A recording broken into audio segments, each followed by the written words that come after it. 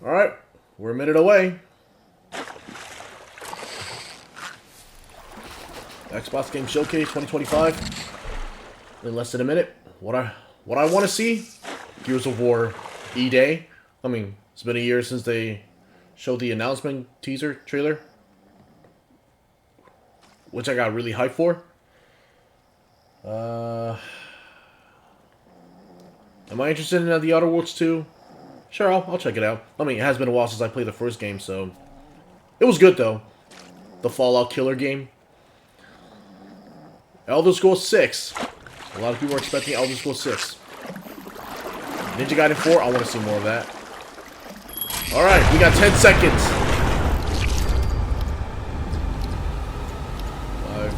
5. That's a fast count. 2. What do you have for me, Microsoft? Ekbok. The Ekbok.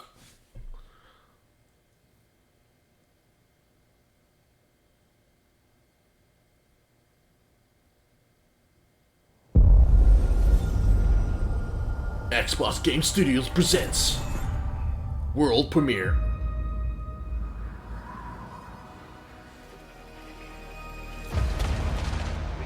Outer Worlds? This is Outer Worlds. Do you think I'd care that the colony is in disarray? I mean, don't they have a direct after this? Down in pointless warfare. We came to spread freedom and liberate resources for profit. But this pesky Earth Directorate agent is mucking things up. They're not alone in doing so. And they think they can just choose how things play out. They could stop us from stealing the Protectorate's brainwashing technology, which we need to improve our market share. What if this stranger aligned with the Order and that world computer of theirs? That could be the key to closing the rifts that threaten the colonies. So, you see why this menace must be wiped from the face of existence. Or, better yet, more gameplay to our side through the power of capitalism. Capitalism! Now, let's get out there and buy our way to victory! That looks like the fucking big-headed queen from Alice in Wonderland. I'm yearning and yearning for you. My heart and revel in you. Every last bit of my wage, every last bit that I'm paid, every last bit that I save is intended for you.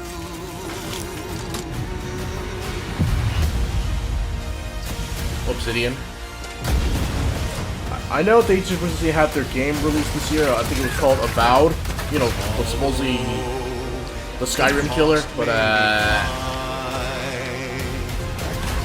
I've only played like only 3 hours of the game, and I got bored of it. So sorry. Someday perhaps I'll own two. For now I'll take one that's brand new. 'Cause I'm yearning and burning for you. I hope I don't get copyright for this. October 29th. An adventure made for capitalism by capitalism. Coming to Xbox Game Pass. Inflate Yep. our impressions and egos by staying tuned after the showcase. I guess that's one way to announce, to give us a reminder. World premiere. World premiere. Babe, what's wrong? I'm sorry. I've just been so depressed lately. You know, it would fix everything. Humanzaprom. What?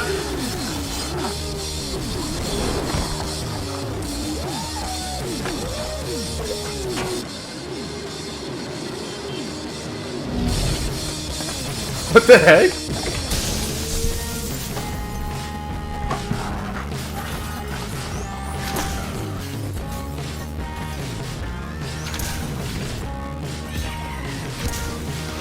Oh, it looks like that one game with the with the voice. I mean, with the voice of Morty. I forgot what it's called, but is this a sequel?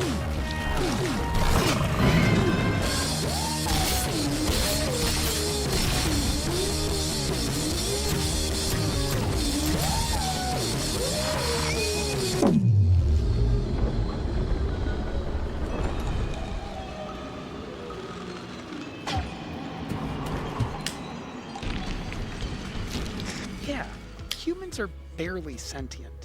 Scientists have done studies, and their brains are like half the size of ours.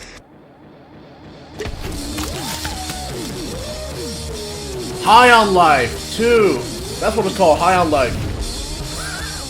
So apparently we are getting a sequel.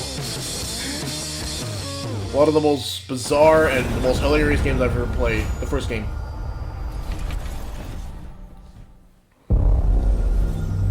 And here we are getting a sequel. World premiere. Another game coming to Game Pass.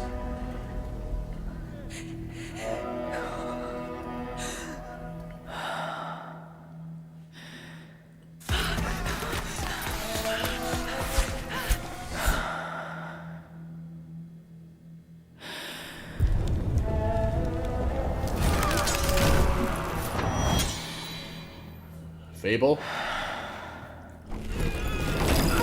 No, it's not Fable.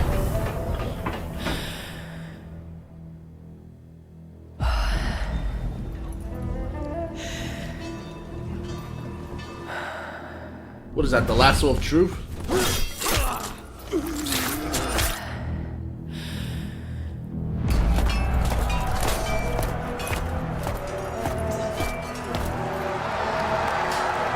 Rise of Rome? What am I even saying?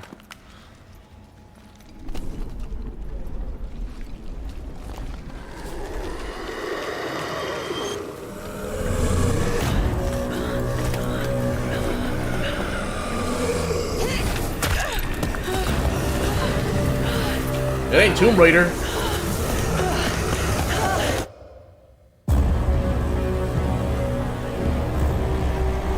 A giant Minotaur. Resonance? Oh, Plague Tale! Oh, okay. Oh. How many games does the Plague Tale have?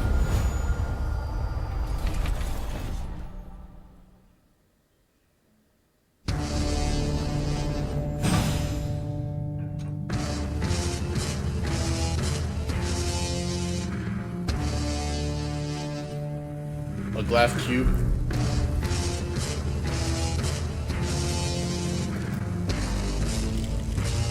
A controller. Wait, what?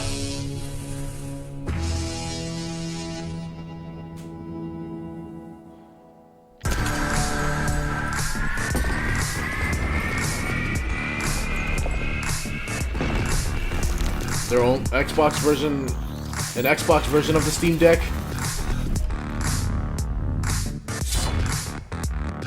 ROG? Oh, Lord.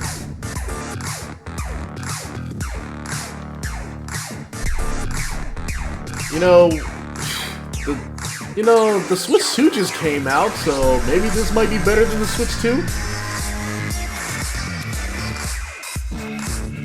I mean, we have the Steam Deck, so... Well, I did hear rumors about like Xbox is having their own handheld console, so I guess this is it. I mean, will that kill the Nintendo Switch 2? Probably not.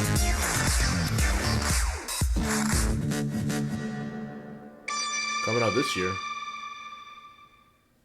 The ROG Xbox Alley? At Xbox, we strive to put the player first. And that's what you've seen from us over the years. We've led the industry with backward compatibility. We championed crossplay and cross-progression. We deliver Game Pass, first on console, then on PC, and with cloud gaming.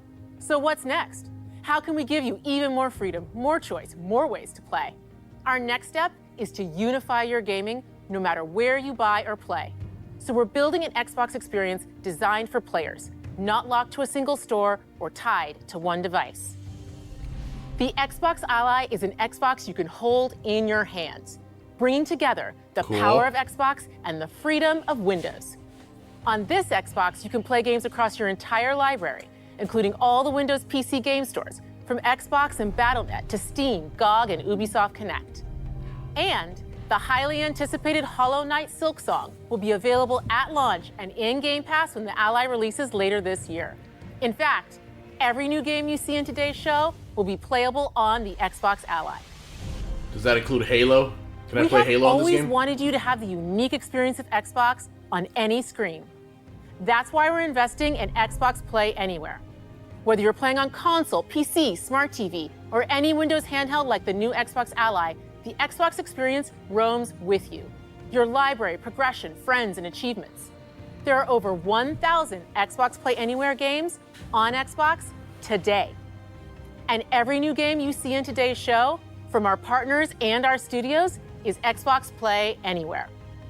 And because it's Xbox, you can always have access to Game Pass with a diverse lineup of games from the biggest franchises to critically acclaimed indie hits. This is the freedom we believe players should have. Any game, anywhere. And we are giving it our all every day to make this vision real. But it all comes back to the games. From Dead to Rights on the original Xbox to Armored Core 6, our relationship with Bandai Namco Entertainment has stood the test of time. We both believe in bringing amazing experiences to players Bandai around the Namco, world. huh? And their next game does exactly that.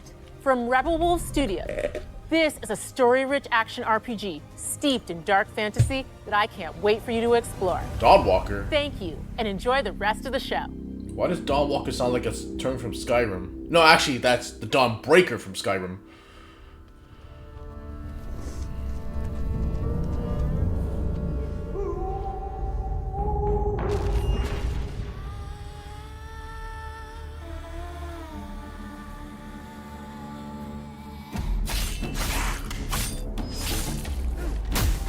From Bandai Namco.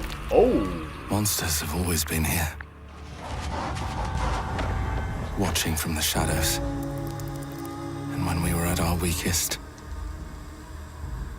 they came out into the light. Why did that look like a Nilfgaardian armor from The Witcher? We feared for our lives. But we should have feared for our souls instead.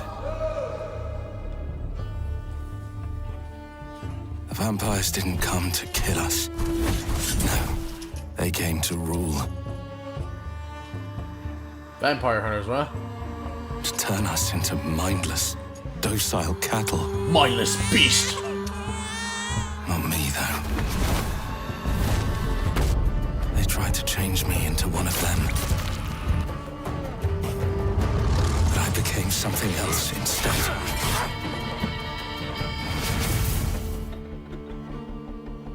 Their worst nightmare.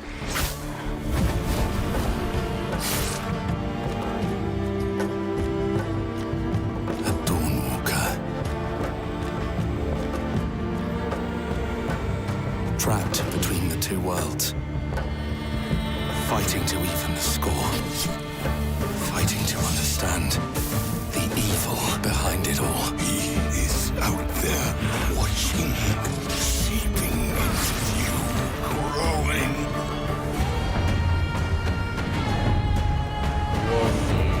What it fears.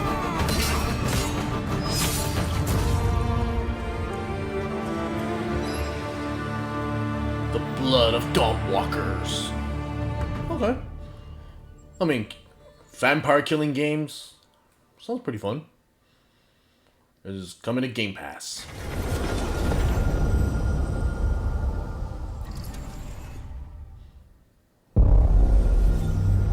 World premiere. World premiere.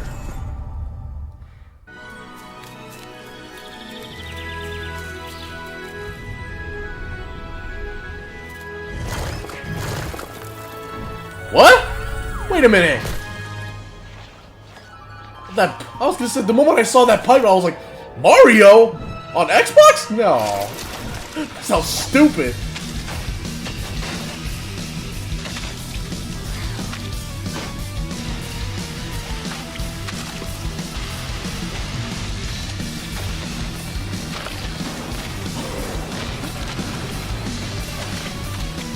Great, it's another platforming game.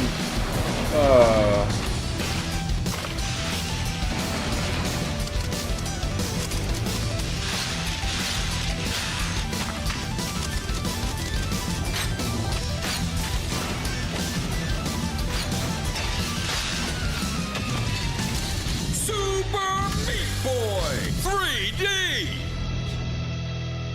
I love it. I just love like the way he announced it. Super Meat Boy 3D. Give that man a raise.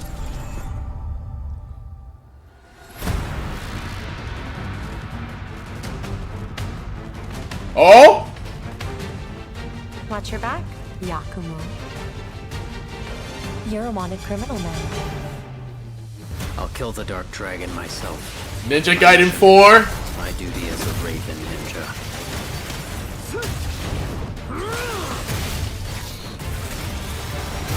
Breaking the Dark Dragon free has its consequences.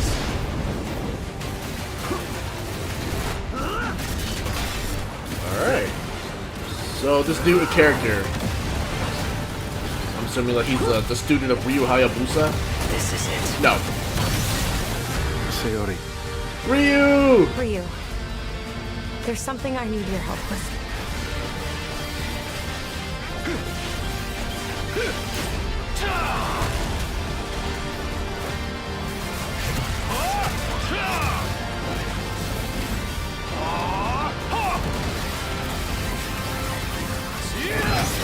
Ooh, that's new. Scream Shark, boy? Scream Shark? Ghostface Shark?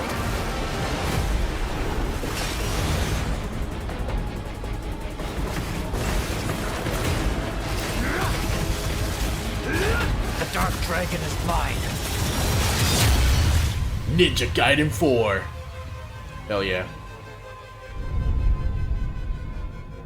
October 21. Coming to Game Pass.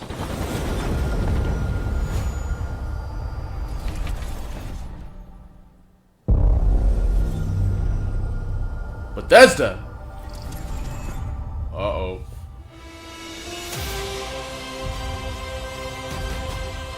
Oh, Indiana Jones. A DLC pack? A DLC story? Here we go. Good luck, Indy. What are you doing, Jones? Are you crazy?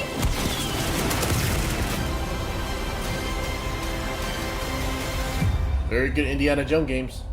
A new adventure begins. Oh, yeah, it's a DLC story, is it? Yep, it's a DLC story. This is where it starts. Beneath the streets of Rome. I will say that Troy Baker, Enter he the does an city of amazing Antioch. job, voicing Indiana Jones. Even Harrison Ford acknowledged Find him. a secret relic. Bring it back to the Holy See. Defend the secret. They worshipped the giants.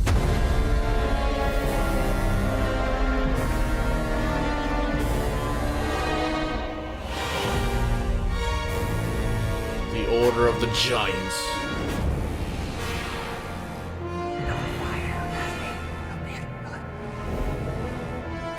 September 4th. The day before my birthday. Damn. I mean, I know the game is on Game Pass, but I guess we have to pay for that. I don't mind. World premiere.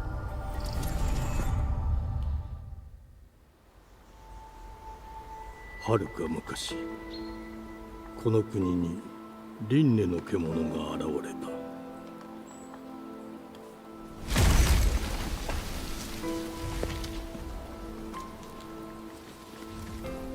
輪廻の獣は汚れを吐き、あらゆる生物を蝕んだ。Game Freak.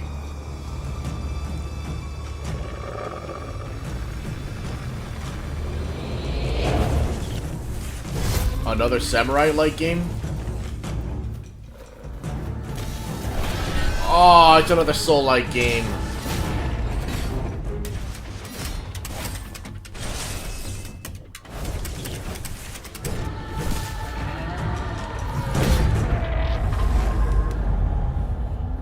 You know, I will agree on one question. What's with like game developers these like making like samurai soul-like games? I mean, we got Ghost of Yote. We also got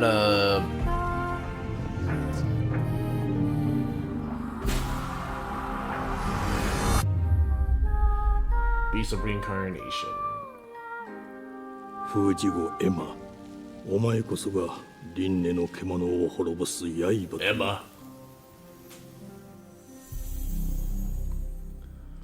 Coming in 2026. All right. Play anywhere on Game Pass. World premiere. The glittering streets of Avalon sure do shine. Because they sweep their filth down to us.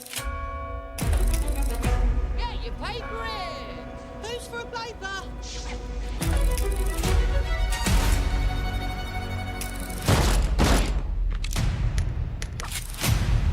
Here's to playing in the mud.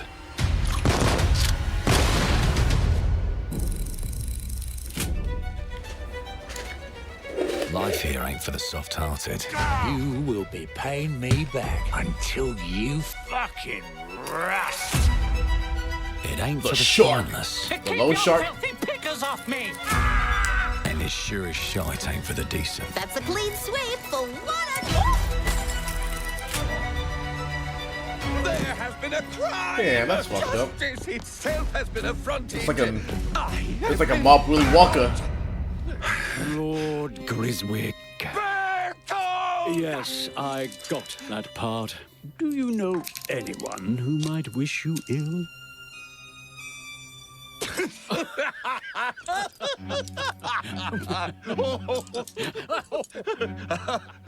We can't arrest and question everyone. Let's see if we can narrow the suspects down a bit. They were, Trust your instincts, sir. tall, Yes, sir. built rather slim, well, muscular. Mm-hmm. Was very quick, agile. Go on. With a mustache. No, larger. I see. Quite fashionable. That's the fiend who robbed me. They got my good side this time. Morgan. Breaking in is the easy part. Your brandy, sir. Getting away with it is the real trick. These candlesticks ain't gold. Worthless and dull. Just like... That's a big ass sideburn. That's funny. Customer, how can I help you? I'd rather talk to you, Errol. Sounds like I'll get a better deal. You talk to me first, and him never. Got it? Uncle's a bit touchy, ain't he, Errol? Touchy? I say I'm touchy! There. Anything else you'd care to say to Errol? Brains. If I hadn't seen it with my own eyes, I wouldn't have believed it. Round here, it's all sharp edges, empty pockets, Interesting. and blood on the cobbles. Goodbye, Silas. No, no! Brains. I'll hurt you, you fucking meatsack! I'll leave you with a pissing pan of peaches! You'd either got a gang at your back, or a knife in it. We're family here. Family takes care of its own. Can't put a price on that, can you? Them's in charge. They don't keep order. They keep power. Take this thing into the crucible and melt it. They just want us beaten, broken, and too scared to fight back. I don't want to kill him. That's why it pays to be clever and well-armed. Oh, gun customization. Okay. Let's go and end a I'm few actually arguments. interested. I'm actually more interested in this game.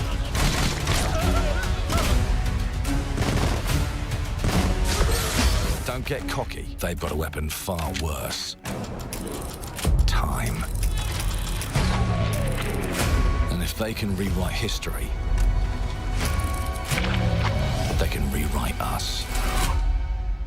But look who just found Mummy's keys. Now I can fiddle with time. Put the bullet back in the barrel. Bring the chaos to a crawl. Take a mistake and make it like it never happened. It's like a 18th century, 19th century John Wick. We can change the world as we know it. One choice at a time. And I can even go back and change the past to change the future. And let me tell ya, the hunters don't like it when the rabbits got the gun.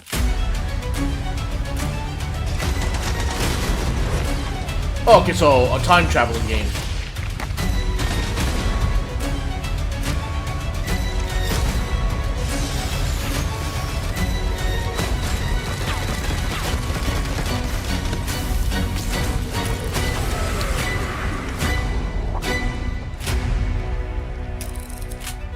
Clockwork Revolution. Now let me alone and piss off! I'm actually interested. Coming to Game Pass. Our creative teams are dedicated to bringing players award-winning, record-breaking, critically acclaimed games. Call of Duty, Black Ops 6 from Activision, Doom, The Dark Ages from Bethesda, Diablo 4, Vessel of Hatred from Blizzard, and Avowed from Xbox Game Studios. All of our teams across Xbox First Party are shipping their most played games ever, and they're also delivering more content than ever before. From original single-player experiences to vast online worlds, our teams are empowered to build the games they've always dreamed of. We want our players to have the choice and flexibility of where and how they play the games our teams make. So of course, our games will be available day one in Game Pass, and every new game we make for both Xbox consoles and PC will be Xbox Play Anywhere. And On behalf of PlayStation? our creative teams, thank you. These experiences don't stop when you put down the controller. As you've seen in recent years, more and more of our characters, stories, and worlds are expanding to brand new audiences through TV and film. A Minecraft movie and the Fallout TV series broke records and brought millions of players into the game. We have more projects in the works as gaming continues to influence film and television like never before. When it comes to growing new franchises, Obsidian is having a year like no other. From launching a blockbuster new game like Avowed to the upcoming release of The Outer Worlds 2 this October. Obsidian is always delivering great games, and they have a third game launching this year. You'll get to go deeper on it in our Direct, but until then, let's take a look. They have another game this year? Besides Avowed and Outer Worlds 2? World premiere. World premiere. Xbox Game Studio presents. I told you, you can't run from me, you foul beast!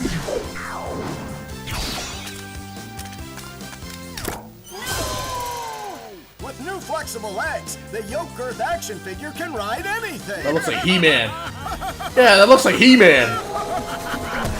Breaking news. There's been an explosion at Brook Hollow Park. Chaos descended on a ceremony commemorating the 2-year anniversary of when 4 teenagers were miniaturized against their will and left to fight for their survival in the backyard of a deranged scientist. Formerly Grounded! company Ominent Practical Technologies was set to dedicate This a is Grounded. statue of the 4 teenagers, fast food science robot Burgle, and Dr. Tully when an explosion erupted. Dr. Tully and the teenagers' current whereabouts are also unknown. Wait, this has to be Grounded, right? Wait, are we getting like a continuation story for Grounded, or are we getting a sequel? You gotta keep them separated. Like more content to come to Grounded. Yeah.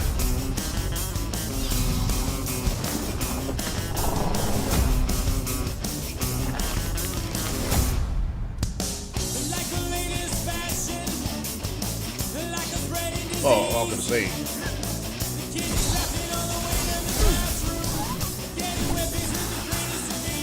So is this like a new story expansion continuation for Grounded? The characters do look the same. Or am I crazy? Wait, no. Is this really a sequel? Grounded 2. With new bosses? A sequel! Grounded 2! I was like, okay, that's weird, but okay. I mean, it has been a while since I played Grounded, and I don't know how the story ended, so I don't, yeah. The predecessor, ND3500, reached. Accessing predecessor's travel log. Attempting data salvage. Liberty. I have encountered an unprecedented orphan. It was in a state of suppressed recomposition.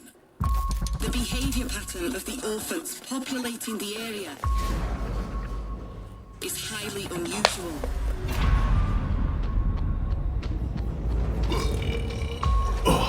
They become exceptionally aggressive.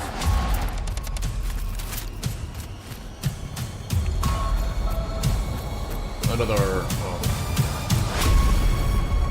It is highly recommended to proceed with caution.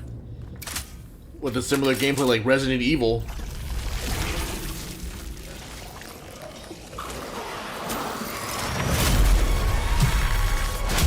They seem to act more consistently, in coordination. Destroying the nest is now a priority.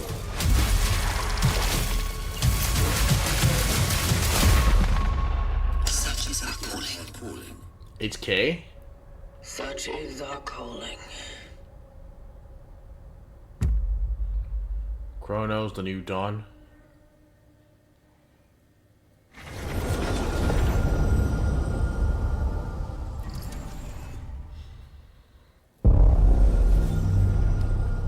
Oh, more Bethesda news.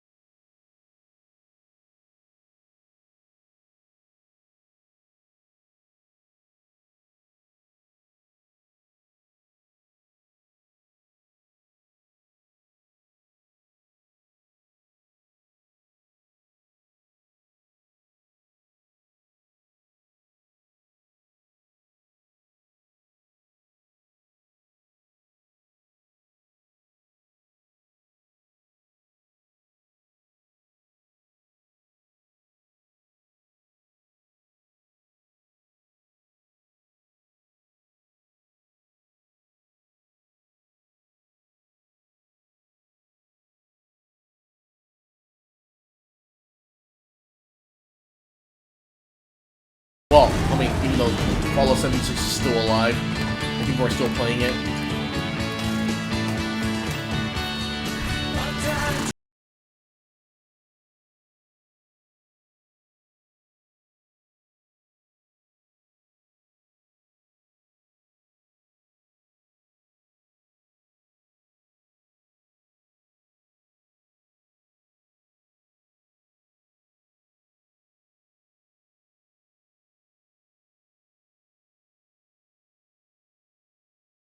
For over a decade.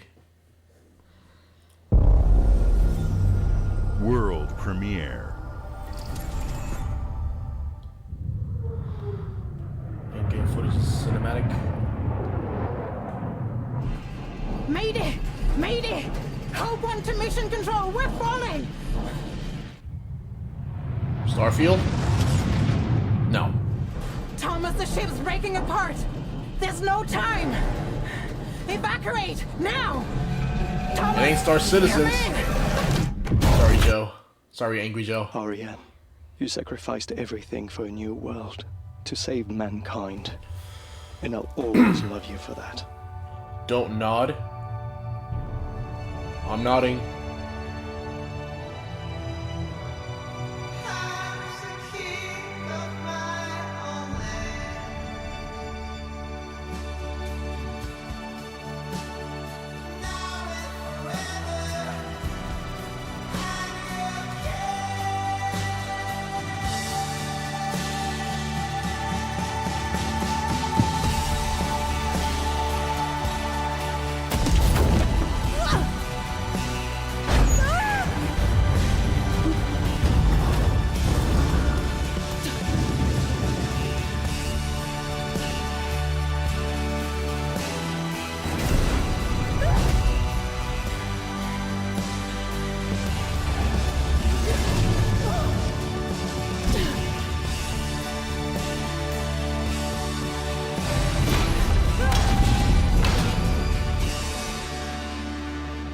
Thomas, wherever you are, I'll find you.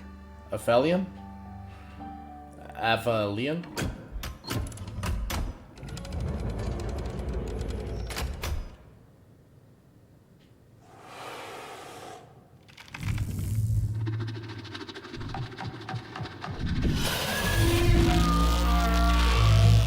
It's a xenomorph. Just kidding. Anyways.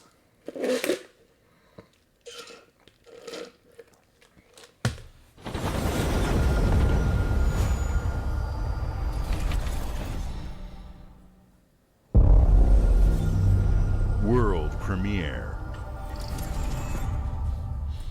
Welcome to England, Mr. David.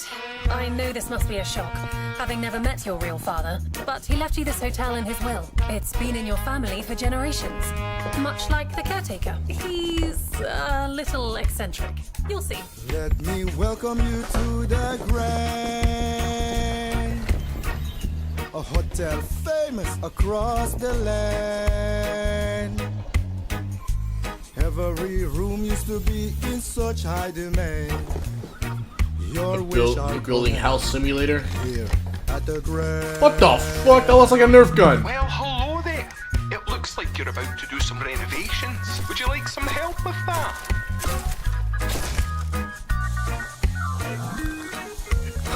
You're gonna like shoot grandma. So, my father was renovating the hotel when he disappeared? Not just the hotel. Hotel he was simulator? helping the entire village. You have his power tools. You know, you could pick up where he left off. You seem like a good man, like he was. I'm in. They don't suspect a thing. Just make sure the locals don't get wind of what you're really up to. Because if they find out, they will wicker man your ass. You keep looking into things, and things are gonna start looking back. Don't make the same mistake your father made. I love how going from like to like a little bit of silliness to The only one you now can it's really something. trust is me. That's a weird looking cat right there. This is like some sort of like a weird building musical tiny bits of horror simulation.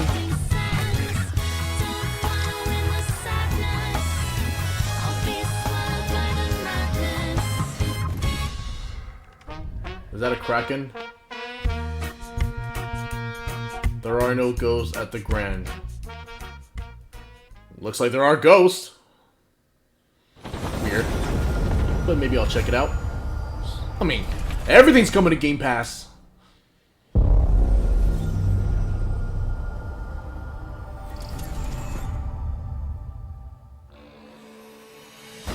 There are as many gods in the world as there are stars in the heavens. And when we need their help, they send us a hero.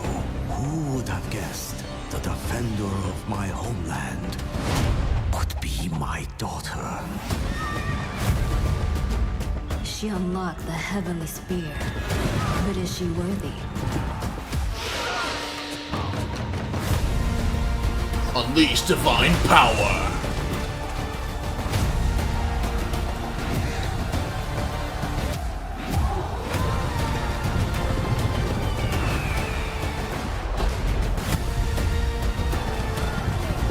Edge of Extinction?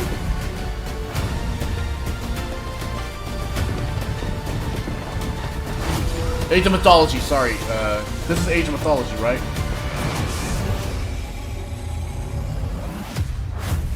Yep, Age of Mythology. You can't rule if the heavenly spear is mine. Cool.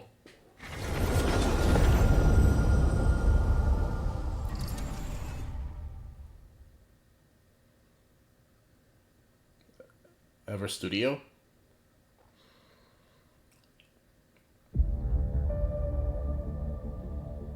주권 국가의 자주적 결정을 누가 허락하는가? 만약 이 결정이 패권 국가의 특정 정치 집단의 이익을 저해한다면 당신의 특정 행동이 대중의 의사결정에 영향을 미칠 수 있으며 반대로 누군가는 당신의 의사결정에 영향을 주려 한다는 것을 인지할 때 자신만의 온전한 입장을 세울 수 있지 않을까?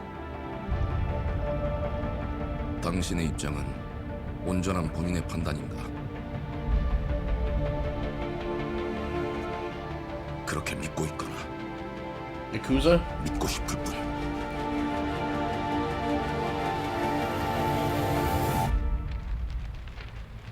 This is Korean, right?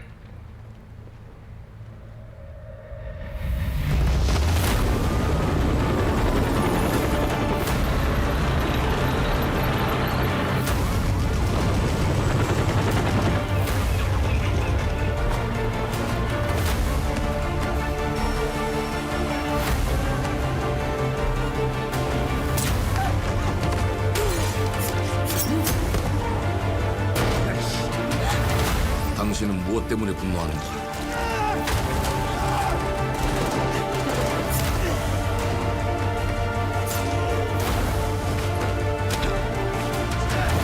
당신의 분노는 스스로 결정한 것인가?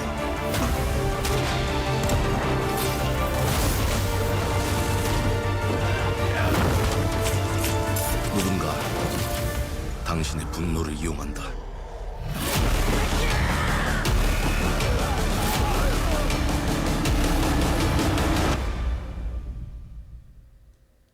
지정태. 지정태.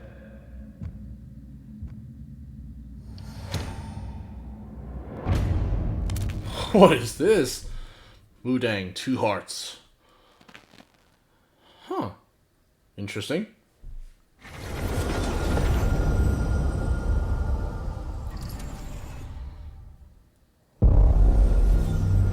World premiere.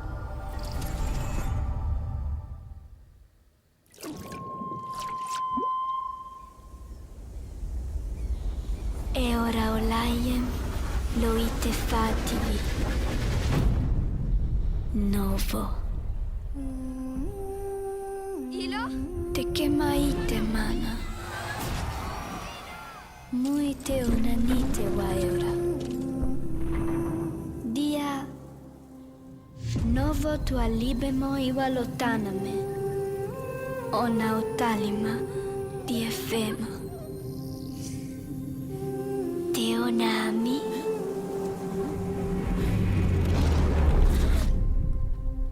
Toma tua calio, terali.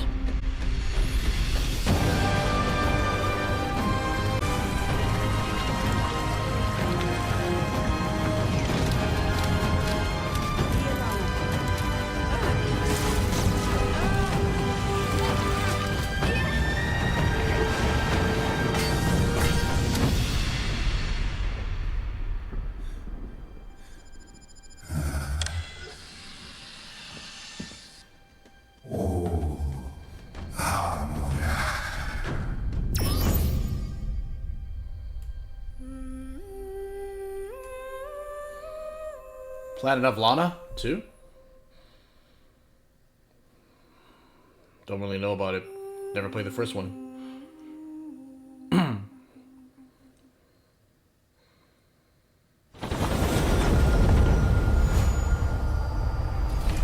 Play a game with Game Pass.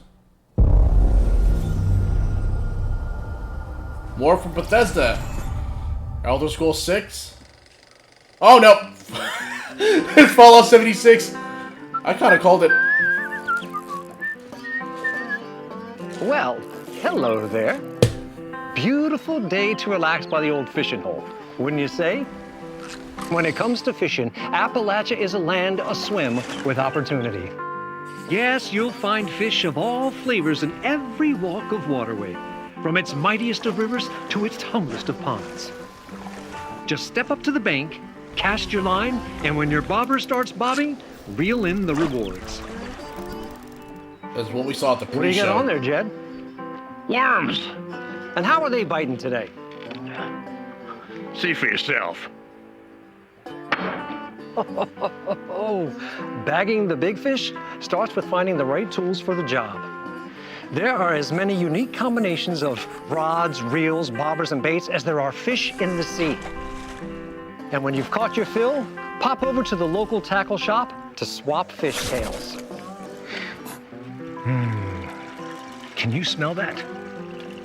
No matter what troubles plague the future wastelands of Appalachia, you can always find comfort in cozy little joys like this. You just gotta know where to look.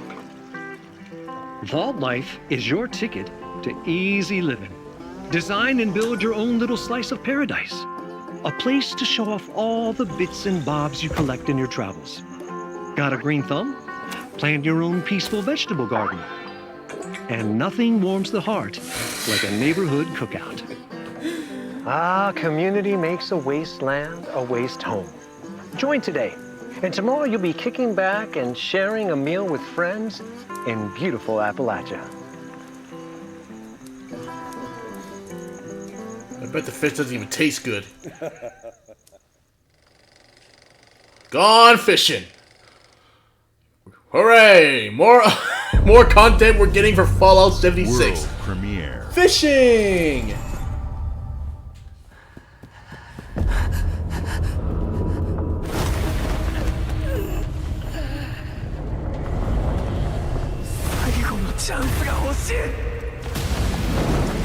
Solo leveling?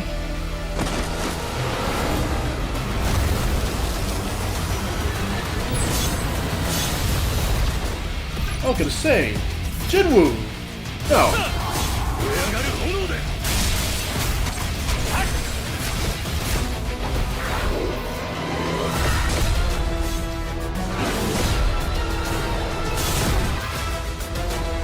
A 4-player co-op.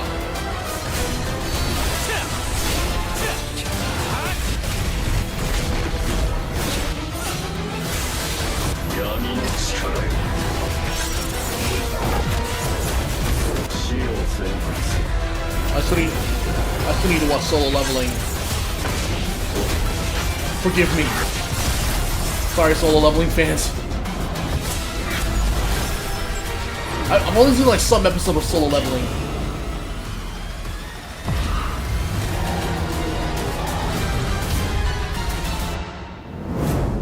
Solo leveling Arise. Overdrive.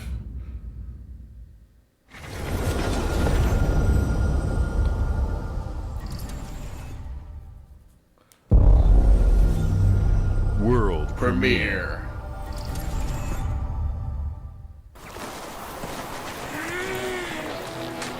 I just want to make sure.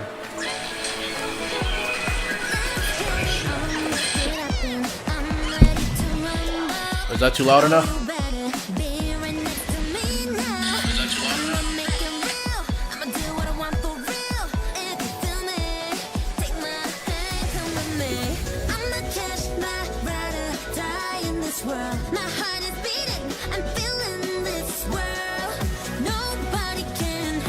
This ain't Power World. Don't tell me this is another. This is like another Pokemon-like game. If this is, then you better be careful because Nintendo likes to sue.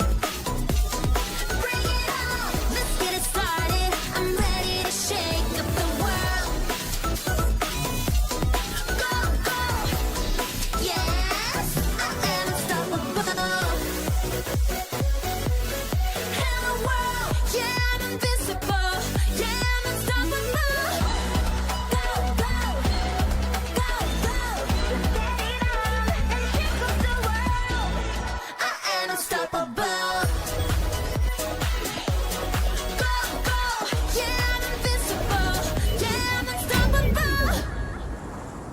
Animo.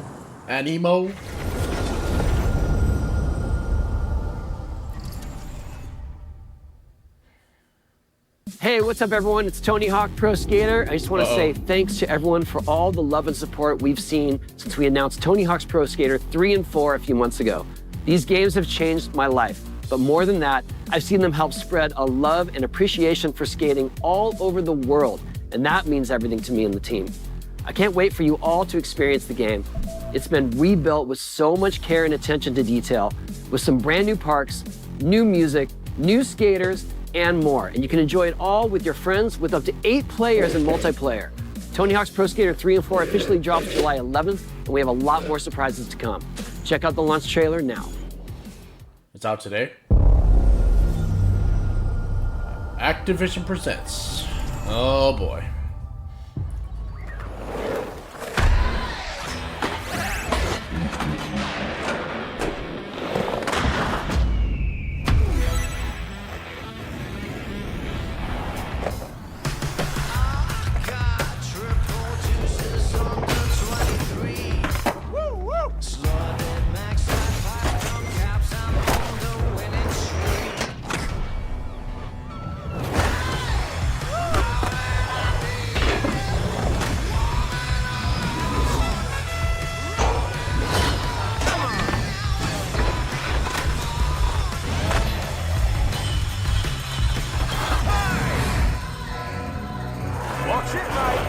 Taking some classic back. Oh, Bam Margera.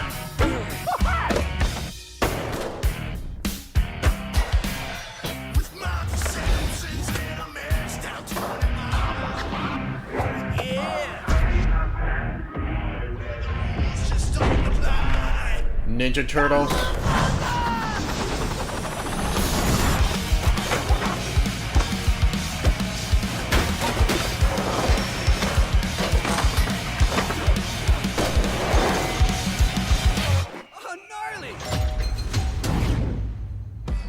Cool. What the fuck?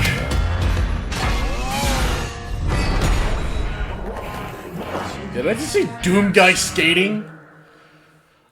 Like, what the fuck?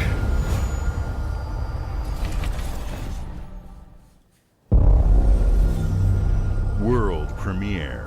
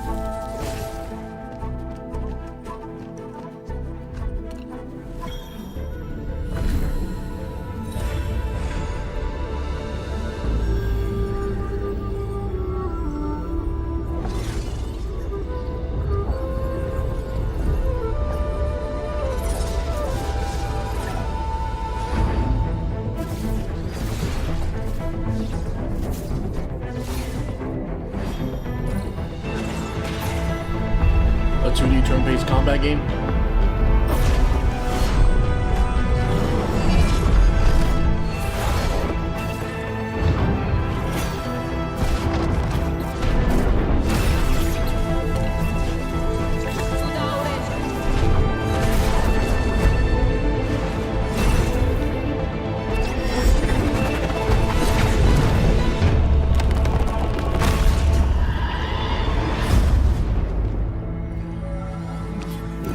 Because I'm gonna judge you with this giant sword.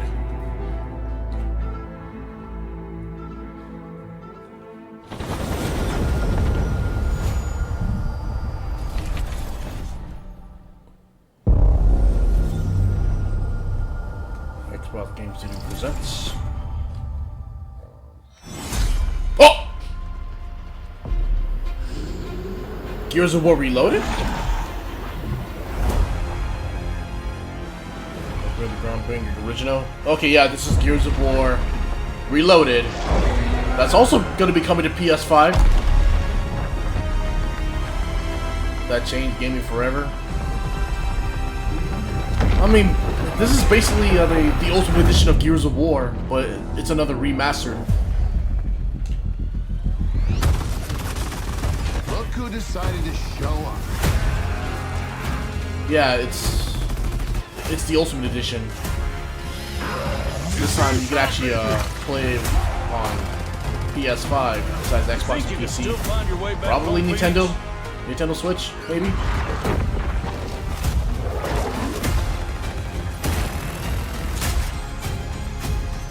Looks like they upgraded. How's your baby? Still there. Let's do this.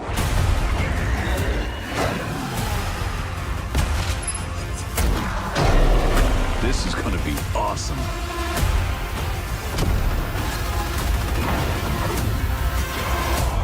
I played the Ultimate Edition like so many times on my Series X or Xbox One, but I'll play this on PS5. You know, to get that first experience on the PS5 with former Gears of War, former Xbox exclusive games. Okay, where's E-Day? World premiere.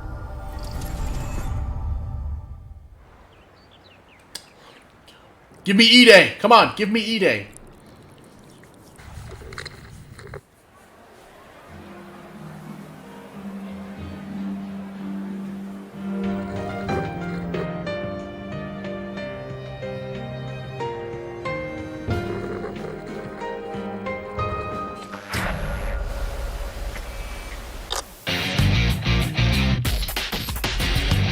Persona?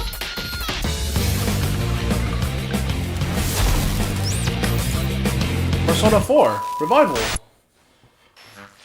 Wait, so it's a remake, right, of Persona 4?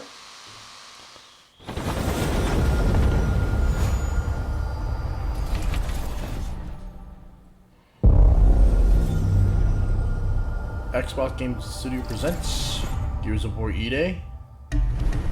The Smugglers League is always there. But you won't see us. You won't hear us. Oh, Sea of Thieves! That game's still going the on. only way you'd ever know it is if that's what we wanted. I have not touched As Sea of Thieves since we deal in 2022, goods since others the are Jack afraid Sparrow to event. handle. Guns, explosives. And don't forget the rum. It's a life of danger like no other. So I Why guess the rum my gone? question is, can you handle that? But why the rum gone? A new role to play. Getting your hands on gold is one thing, but you should know that this is what we're really after. The bigger the boom, the better. Smugglers need to be adaptable. It's more than Are those moving under explosives? moonlight and shadows. No rum? You should be ready to take advantage of others' misfortune. Oi, why the rum gone? Stealing, of course, is always an option. Just do whatever it takes to get the job done. Hide the rum! You are pirates, after all. Welcome, my friends, to the Smugglers League. Hey, Ubisoft, this is how you do a pirate game for Crimea River. People gonna come after me for saying that. Smuggler and Tide. Season 17? Damn! I mean, good to know that this game is still going on. Strong.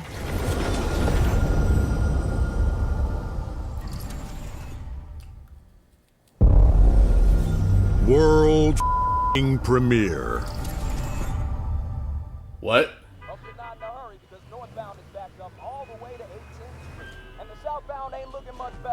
This is ridiculous. Please, come on. Oh, what? What?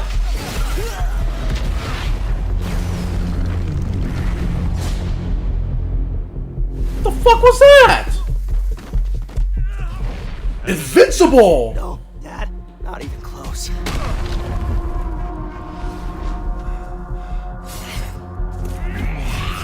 the Viltrumites.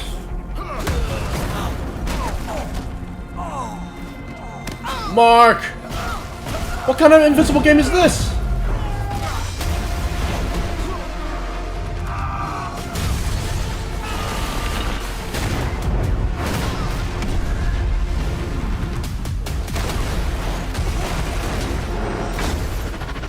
I hoped you'd understand why I had to do this. Accept our rule or die. This is not part of the main story. Eve? Propose a third option.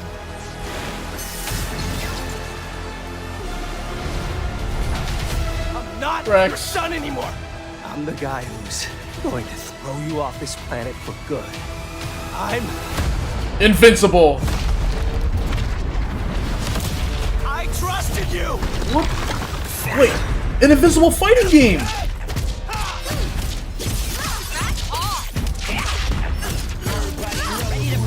What the fuck? So first the State of Play gave us a new Marvel game, and now Xbox has given us a Invincible game? 3v3 tag team fighting. While Marvel Token is gonna have 4v4 fighting tag. Need a hand? Might want to look up. See how you like this? It's an army. I am ending you. I see it all now.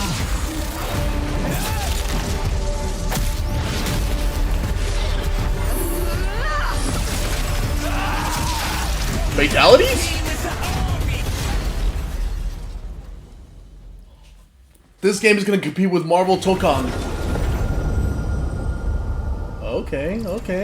The fighting game community is gonna eat up pretty good. The wait is almost over.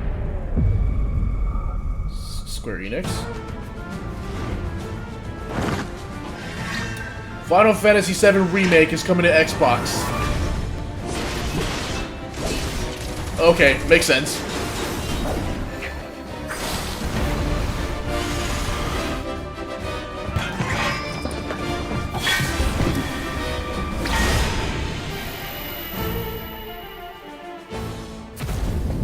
That means I'm here to even the odds. Any objections? Final Fantasy 16 is coming to Xbox. Know your place. Nice. Wait, so that means okay, Rebirth will also be coming to Xbox probably next year now. That means Final Fantasy Remake Part 3 is going to be coming to Xbox and PC. Which I'm assuming the Part 3 is going to be a time exclusive for the PlayStation, and then sooner or later it'll come to Xbox and PC.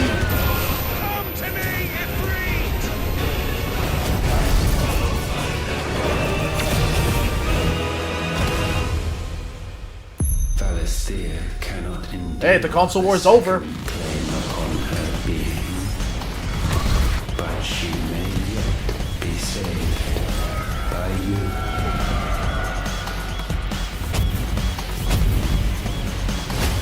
Today? Well, shit. I mean, I had the game on my PS5, but I guess let's try it on Xbox. World premiere. Got him.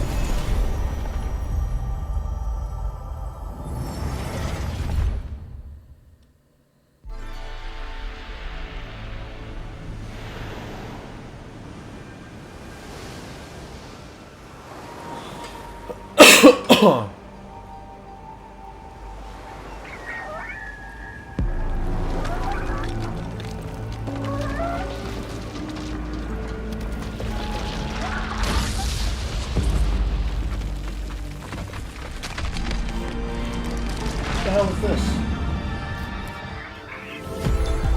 Let me turn on the AC. Well, let me turn on my fan.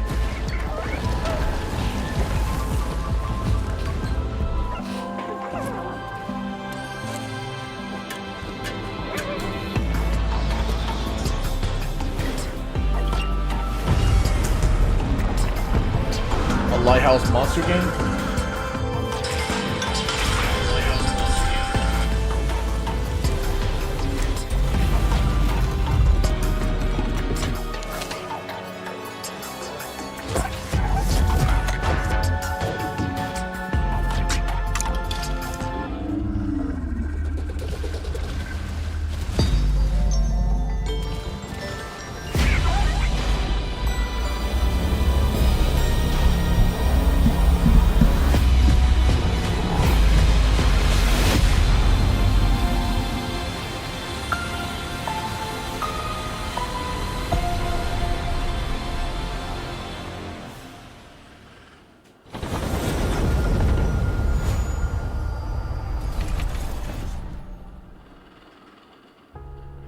Games like Psychonauts 2 showed how Double Fine excels at creating Hello, unique Phil. and innovative experiences, and Keeper is no exception.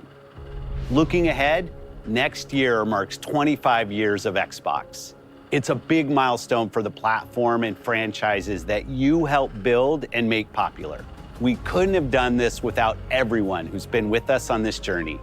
As we think about bringing a new generation of players to these iconic franchises, I'm excited to share that players will get to celebrate 25 years of Xbox with a new Fable, the next Forza, Gears of War E-Day, and the return of a classic that's been with us since the beginning. Gears of War E-Day, come on, give it to me.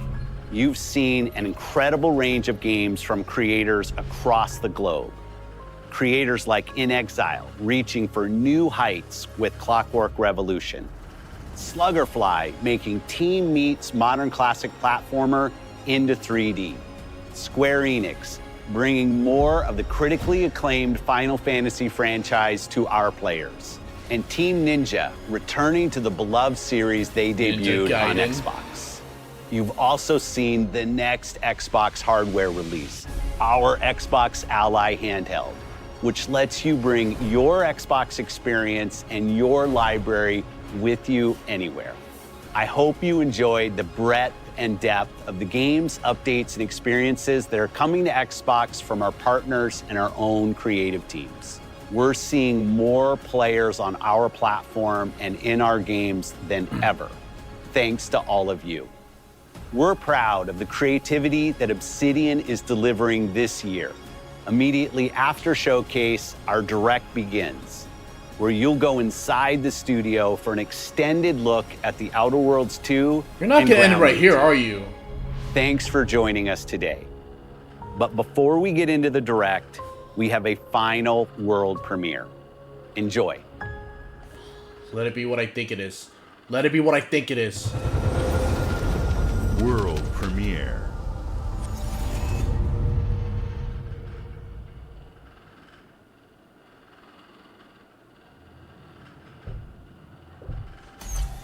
Welcome to the Guild.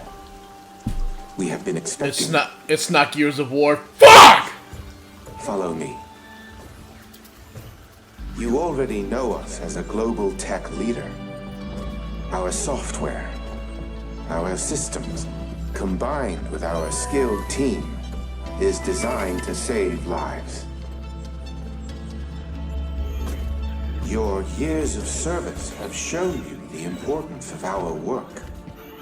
Here, you'll witness the global scope of that mission in action. Let me introduce you to our esteemed visionary.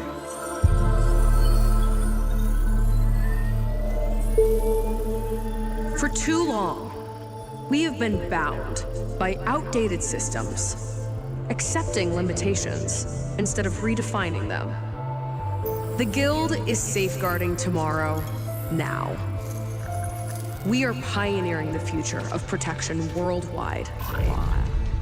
Our advancements are designed to elevate everyday life, reshaping the future of technology on a global scale. I'm Emma Kagan, CEO of the Guild.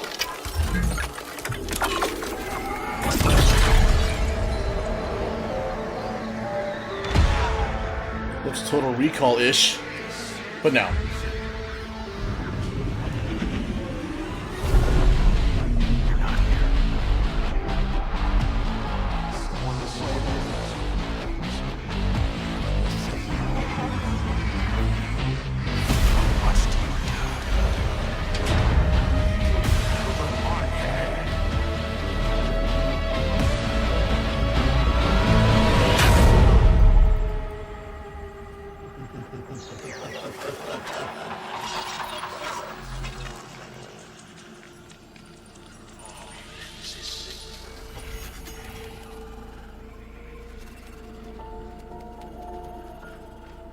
Fear is a powerful thing. David Mason. Wait, what?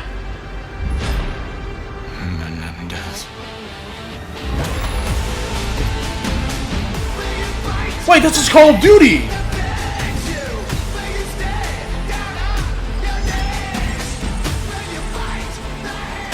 What? Call of Duty Black Ops 7? I thought it was. Wait a minute, didn't Black Ops 6 came out last year?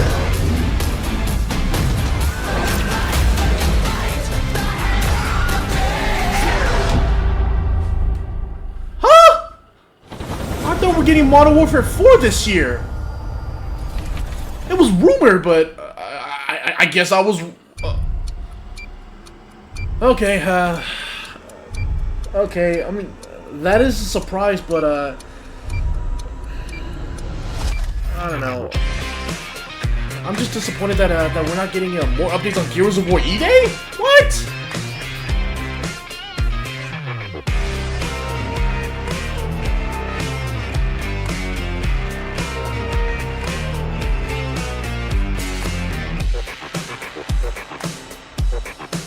Welcome to Obsidian Entertainment.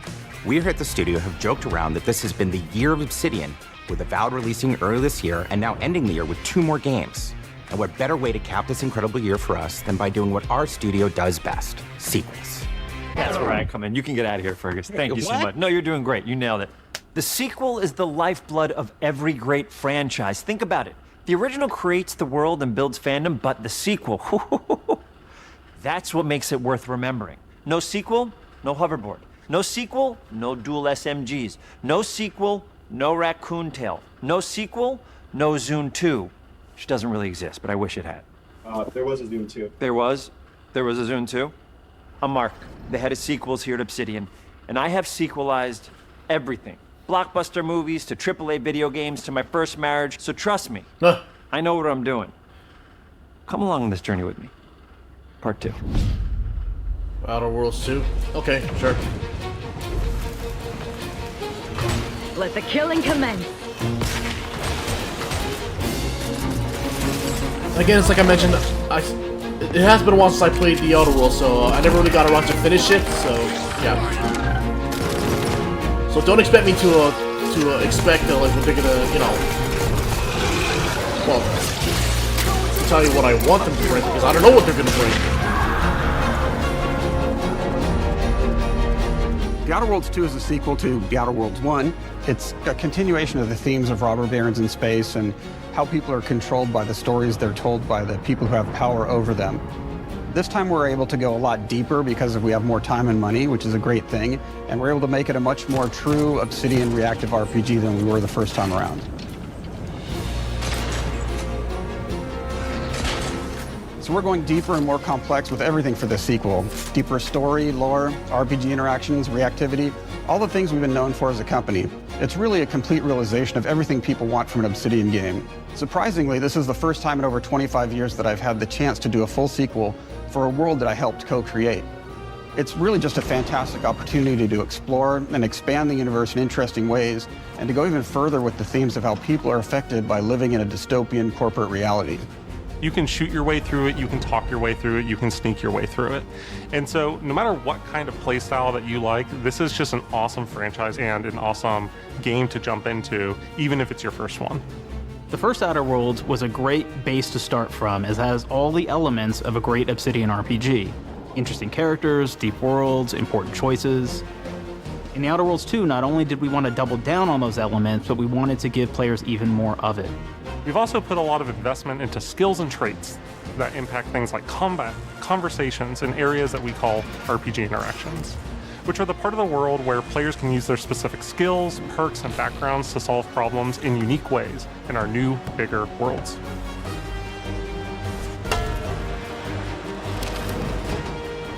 I love a deep RPG experience, and building out that RPG crunchiness for our players was at the forefront of what we set out to create. We prioritize those deeper RPG options with different character builds and combos so players can express their role-playing power fantasies. We also have different equipment options for different playstyles and different companions with different abilities.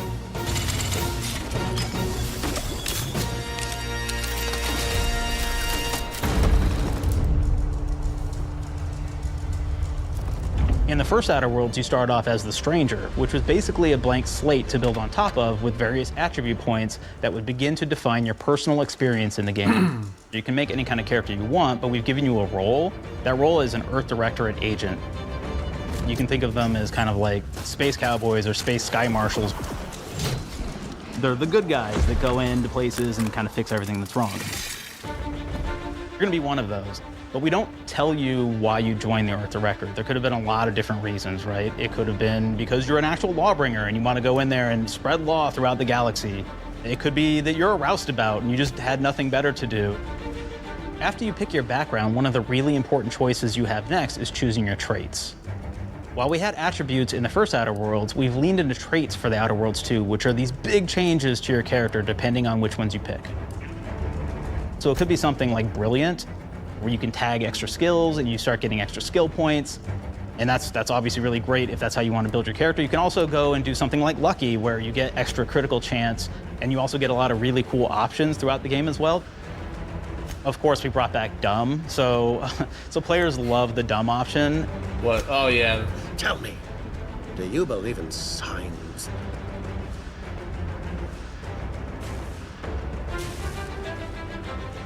Not quite what I meant, but I like your contempt for boundaries. I could put your adventurous spirit to good use. You get like lots of really cool, fun conversation options in the game, but we took that even further. And again, there's lots of elements in the game where you can be dumb and use that for something. Could be something as simple as banging on a machine to get it to work. Okay. After you've invested in some of your traits, your next choices are going to be choosing your skills. The skills themselves basically allow you to build on your playstyle and what your character is doing in the game. That will be everything from playing stealthily to speccing for an explosive specialty.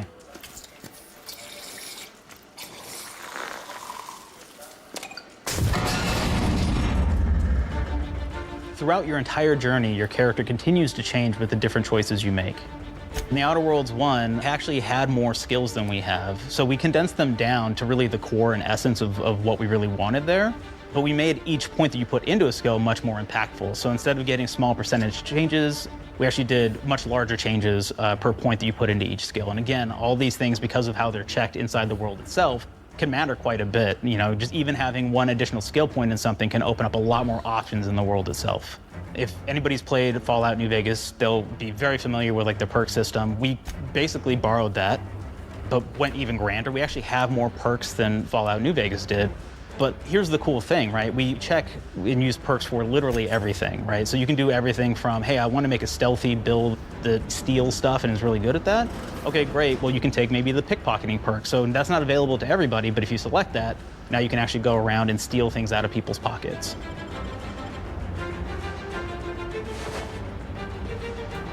There's another perk called heavy-handed, right? Where say you're a melee person, what this does is now your power attacks that you use actually knock people down. Oh man, I really like the serial killer perk. As you start killing people, they will drop hearts. And you can take those hearts, and essentially you're taking these trophies, you could say, and it's actually giving you a permanent health bonus every time you do it. We have this perk called Assassin. Now, this is an early game perk that you can take, which every time you stealth attack an enemy, you're actually going to get a movement bonus for a certain amount of time. Stab them in the ass. Protectorate Gunslinger? Hey, you shank him in the nuts? Just kidding. Flaws were a system that everybody loved from the first game, but we wanted to make it more personal to the player. We wanted it to really reflect how you were playing the game and give you a bonus that you actually wanted to really engage with. With the flaw system returning, we knew we needed to go bigger, better, and more real than ever before. So, we turned to the team. And I told them, no bad ideas. Give me what you got. Okay, we need more flaws. We need them to be real. I want to put them in the game, so give me something. Inspiration. What's wrong with you? Oh, I have bad knees. You got bad knees? They hurt when you walk a lot? Yes. When you walk too much, they hurt? No cartilage.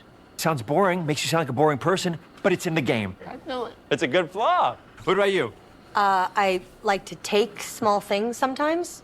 So you're stealing? No, I'm taking. When do you give them back? I don't. That's stealing. Yeah, you shouldn't be stealing. What are you doing? You shouldn't be stealing, Claire. But it's in the game. Tiny crimes? Do you hear the second part, though? It's a crime. Well, You're stealing. Claire, that's wrong. You can't steal things, okay? But it's an amazing flaw, and I'm putting it in the game. But you're a bad person. And are you the one that took my stapler? do you need it? Yeah. Give it back. Okay. Please. You, what do we got? Flaw. I like to stare at the sun. How long did you stare at the sun? Just lunch break. An hour? Oh, I only get 30.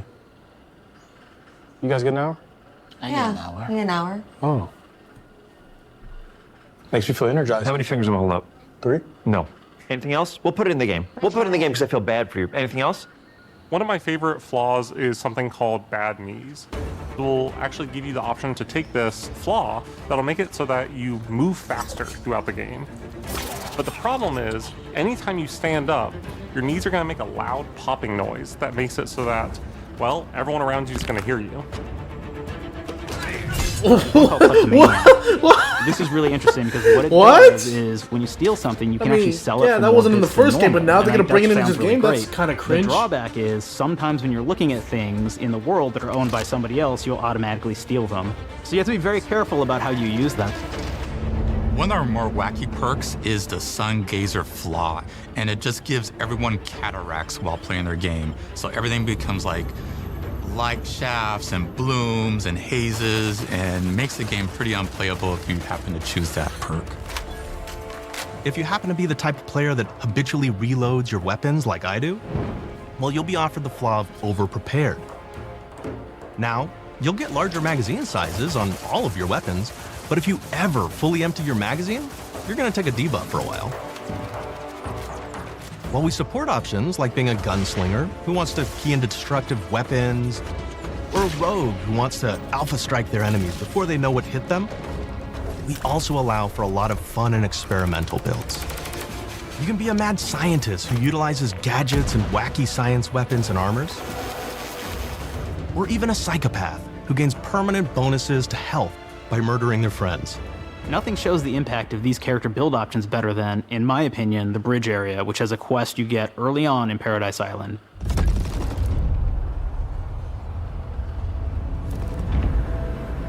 Not only do you kind of encounter this very early, and it's a very core one to the story, but it really expresses our philosophy of allowing the player to solve problems in a bunch of ways.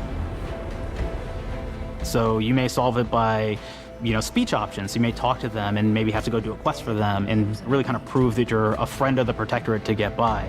I may have need of your help, stranger, if you are ready to seize an opportunity to show fealty to the Protectorate. You could go guns blazing and you could just take everyone out inside the POI, lower the bridge itself, and kind of get across. Looks very deadly.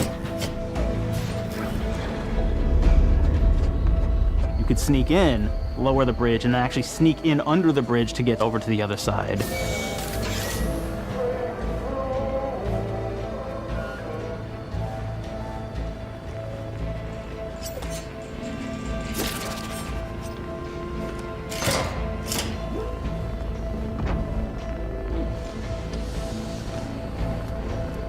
You can bypass the bridge entirely if you found like certain gadgets, like the shield gadget that protects you from poison gas as you go across, or the double jump boots, which kind of allow you to jump across the chasm and get across that way. There's even a really kind of messed up way, right? Which is players can actually sacrifice one of their companions. Their companion who they just found is part of. We're no different than the Breeze if we start tossing out onto the rats. I sure as law ain't gonna follow someone who can't see the wrong in it. I must admit I'm surprised we could come to an understanding. But I thank you for your loyalty, stranger.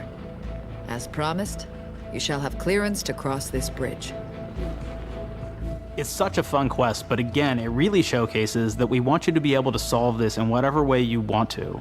When you build your character your way, we're there for you. We really want you to have the experience that you want to have out of this.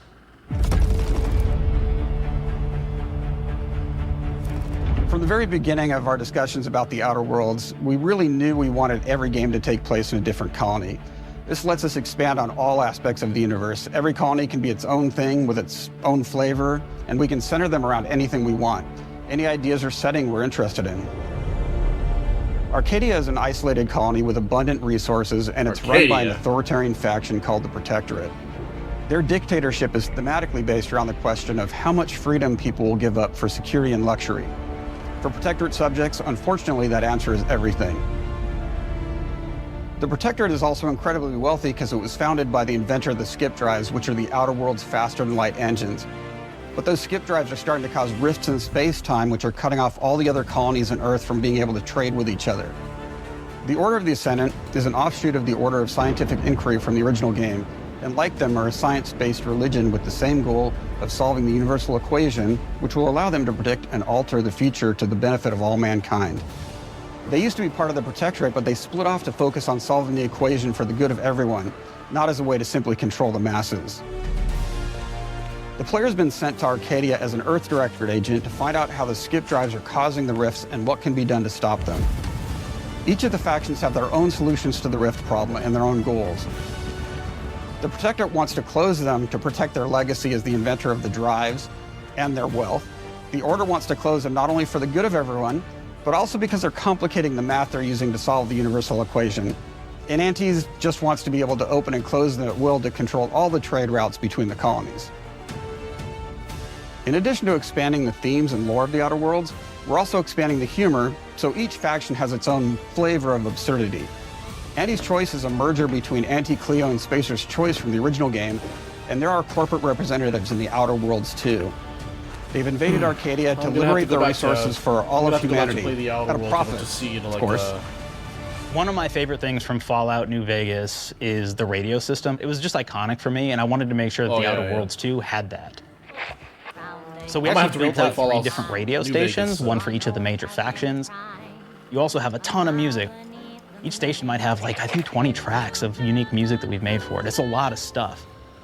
But the really cool part about this entire thing is that we actually put a lot of reactivity into the radio. So it will respond to the things that are going on around the world that you've been interacting with. So if you go into a location, let's say you solve a problem for the Protectorate folks, if you listen to the Protectorate radio station, they're gonna be cheering you on as a hero. Wonderful news, everyone. The Zeranium gas leaks at the Automech repair facility, strongly believed to be caused by Anti's Choice malefactors, have been corrected. Some hotshot for hire just managed to fix the electrum leak in their repair facility. Now, I'm not saying we caused it in the first place, but we sure like the idea of all those broken auto mechanicals and all the excessive gasping and choking involved. The factions and companions are great examples of how we're going deeper and more complex this time around. They're integrated into the game's storyline much more than we did on the first Outer Worlds, and like with everything else in the game, they have a lot more reactivity. There are 6 companions in the Outer Worlds too. As usual, each has their own quest lines, but this time they are also connected to a different faction and have character arcs that the player can affect through their choices. Your first companion is Niles. He's another Earth Directorate agent like you, and he's looking for your help to decide whether he wants to become an even better agent or to turn his back on the Earth Directorate completely. There's also a somewhat cute Automech support drone that is basically Niles' helper. Her name is Val. Marisol's part of the Order of the Ascendant, and she's an aging but still deadly assassin. That's right, she's a deadly mathematician who may or may not have some unfinished business to attend to with the player's help. There's also a cultist named Azza, who is part of a sub-faction that worships the rifts, and in her case, violence in general. You can choose to either turn her away from overt violence or support her chaotic and dangerous tendencies. At one time, Anti's Choice had a program to graft soldiers with animal parts to make them more formidable. Unfortunately, it didn't quite work, and most of them are now dead. There's a combat medic who survived, however, named Inez, and she wants the player to help her fix her graft, among other things. Finally, there's Tristan. He's a Protectorate Arbiter who is judge, jury, and executioner all rolled into one heavily armored package. It is your choice to either help him judge wrongdoers— That's a cool-looking character. —or show him what true justice looks like. We definitely have reactivity in the game based on how you've been treating your companions. I won't reveal the end of the game, but let's say if you have not been treating them well, you will find out at the end of the game what that means. Companions are a very, very important part of merchandising, because that's the real beauty of the sequel. We're talking merch, baby. It is the lifeblood. It is what fuels us. Do you want to see some of my ideas? Hop, hop. Check this out. Gen Alpha loves body pillows, especially ones that look like human beings for some reason, right? No. Who needs a significant other when you could have a knife-wielding space psycho up in your sheets, huh? What do they do with them when they get them, bringing huh? in body Maybe a pillows little into the game? napping, maybe a little Tell me there's snuggling, body pillows in maybe the a little- game. Nah. Art and propaganda. The visuals of the first Outer Worlds depicted a frontier colony in space. The Outer Worlds 2 is driven by an invasion of the Arcadia colony system by Auntie's Choice, which shifts the visuals to be more reminiscent of a World War I-like setting in space. That evolution is seen across all aspects of the game, starting with the factions. How do you militarize everything, including extreme capitalists or math-crazed scientists? In a World War I setting, war comes with propaganda. The Sovereign uses it to maintain control, Auntie's Choice uses it to help their bottom line, the Order just wants to show how it exists within the grand plan. We want players to feel like Arcadia is a living, breathing place scarred by a long-standing war. Fairfield, one of the first towns you encounter, was once under Protectorate control, but has recently been taken over by Auntie's Choice. They don't just occupy the town, they rebrand it with their signature style, repainting buildings, posting guards, and adding propaganda-based holograms featuring Auntie and the Moon Man. Showing the towns evolving after the invasion helps us push immersion for our players. One of our priorities in visually realizing the world of the Outer Worlds 2 was making sure everything is clear and recognizable from the player standpoint. We want to make sure each faction has a particular look and design. So when the player is running across these vast, different environments and landscapes, they're recognizing the motifs and visuals of who they're talking to, what they're going to be talking about, and how that progresses throughout the story. The first Outer Worlds was really about player interfacing with corporations. And while we have that in the Outer Worlds 2, we really want to express not just the corporations, but how the player interacts with other facets of the world, like government entities or religious structures. And then we elaborate on those. With larger environments, we wanted to encourage exploration by improving player mobility across the board. Now you can run, slide, double jump, mantle and parkour your way through all of the nooks and crannies of these worlds. It really allows the player to just explore and have fun finding really cool stuff. This should be interesting. Weapons and We've gunplay. aimed to make everything in the Outer Worlds 2 better from top to bottom. The RPG elements were the start, but that's touched our story, our art, and especially our gameplay. A good sequel is true to the original. That's first and foremost, right? Like, we all want to add in a bunch of things as you're making a sequel, right? We want to make it bigger and better in every way. That's what we were trying to do here. And I thought, we did not need this consultant. We've made enough sequels. We understand how to do this. And I will say, I don't think it's been entirely successful. I am very proud of the combat improvements we have made in the Outer Worlds 2, thanks to my patented combat system. You may be thinking to yourself, it can't be that good. Shush, what are you even talking about? You haven't seen it yet. Watch this. Put a helmet on, because I'm about to blow all of your minds with my COMBAT system, combat system. My name is Mark, I'm the head of sequels. Shall we begin? You're thinking, what's C for? C, capitalize the fact that the people loved the first game. We're gonna take those people, we're gonna make them buy the sequel, giving out pounds, pounds, pounds. Quick ones, ha, ha, not you, Dev. Here we go. What comes after C? O, optimize for player satisfaction. I am terrified of online gamers, okay? I wanna make them happy, so let's, okay? All right. Mobilize the players so they're ready for that sweet pre-order. Clap with me. Sweet. If you don't have rhythm, Brandon, just say it.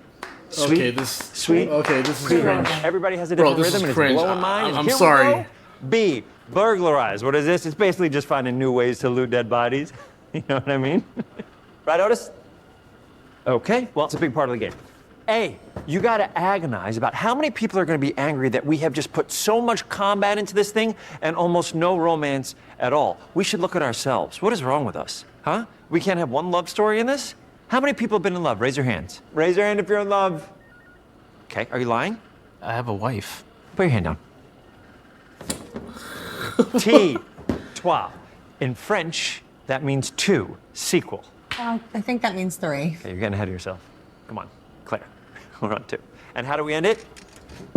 Anything is possible. And we've established that we're the best there is, and there's no sequel better than us. And if I could just say one more thing, Thank you very much. I know I've kind of changed the world of video games today. For The Outer Worlds 2, we wanted to improve gunplay in every way. We focused on improving the feel of each weapon, the way a weapon snaps into ADS, the way recoil feels when firing, and how impactful our sound effects really sell the weapon's fantasy, to things like how unique reload animation can add a lot of character to each weapon. We've increased the variety of weapons by including new weapon types, but also through a host of fun and unique weaponry. We have things like the Borscht Blaster that fires out tumors that can explode like grenades. What? Or can even be eaten by the player for additional health. We have a weapon called Rookie's Reward that will actually level up the more you use it throughout the game. And every time it levels up, it's got fun fanfare where it's like shooting out confetti and it's got a fun little setup. We have a really fun weapon called the pop-up gun. It fires out ad drones that will distract your enemies with corporate ads, slogans, and jingles. While your enemies are distracted, you can focus fire on them or explode these drones for additional damage. New to The Outer Worlds 2 Why do I get the are feeling that throwables. like they copied some of the ideas frag from grenades to Borderlands? flush out enemies, smoke grenades to camouflage and escape, distraction devices to bait enemies into a stealth attack,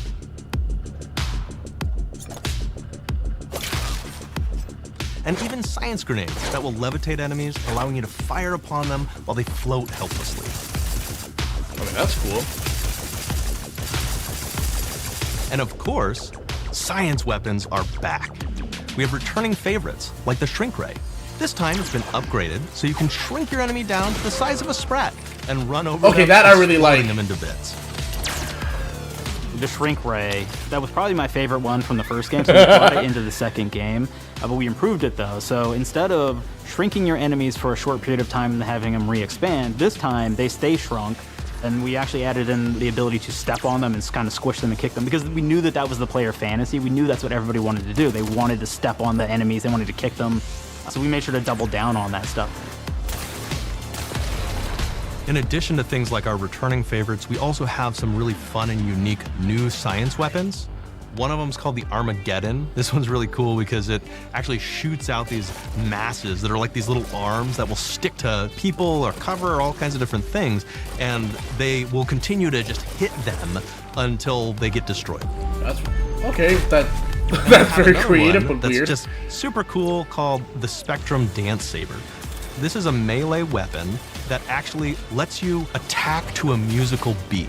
And if you continue to do that, you'll actually get additional bonuses each hit you do. One of my personal favorite weapons is called the Big Bang. It's just a big freaking gun that uses material harvested from rifts to shoot out a This is copied off Doom, the BFG? Everything in its path. Now, ammo's extremely rare for this weapon. The but you can use it in just the They right made their own situation BFG. to devastating The effects. big freaking gun. Wait a minute. That's Another copyright great one is infringement. Gary. If That's you wear gimmick infringement. Gary, he will lash out at your opponents as you're walking through combat. So we even have science armors, and we've really kind of shown off Okay, this I know what we about. thought was really great for the player from a science perspective. The big We're freaking all gun. about letting people play the game their way. There are some players who prefer to be immersed in a first-person view, taking in all of the details. But there are others who really prefer to take the world in from a third-person perspective. Why not allow both? Well, now you can swap between the two, letting you enjoy the experience in whatever way you like. One of the things I really like about having the third-person mode is being able to see all of the fun and unique armors and armor combinations and weapons that you can equip your player with. All of the actions that you could do in first person, so you're double jumping around, you get to see your character in that way, and you get to take in the world and see things in a different light.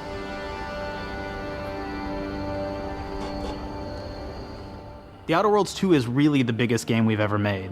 Bigger choices, more reactivity, more weapons, more things to find in each of the worlds the players can visit. The team has done incredible work bringing The Outer Worlds 2 to life, and we can't wait for you to play it. Even though we've always been a multi-project studio, this is going to be the first time we've ever released 3 games in 1 year. It feels amazing to do. We're so excited for more people to be playing our games. It is truly an exciting time here at Obsidian. We're exploring worlds big and small while expanding on franchises that we've created, and we have no plans to slow down. We hope you all continue to come along with us as we do what we do best, make your worlds your way.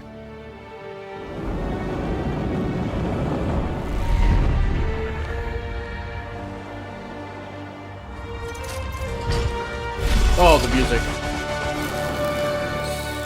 I mean, it kind of looks like, I mean, they were taking the ideas from Doom and Borderlands, in my opinion, so, look, don't get me wrong. I am actually really interested in this game, but at the same time, I am a little worried about this game.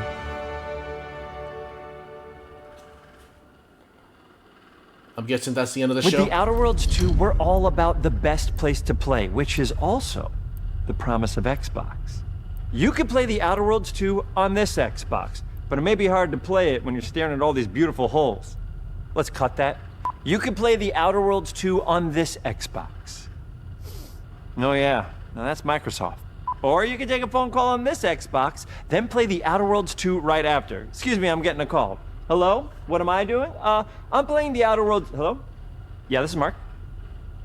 I didn't know I had jury duty today. You could play The Outer Worlds 2 on this Xbox, but it takes 2 people to lug around safely. We're gonna go up to my apartment, okay? And this is an Xbox you actually wear that also plays The Outer Worlds 2. What do you think, Claire?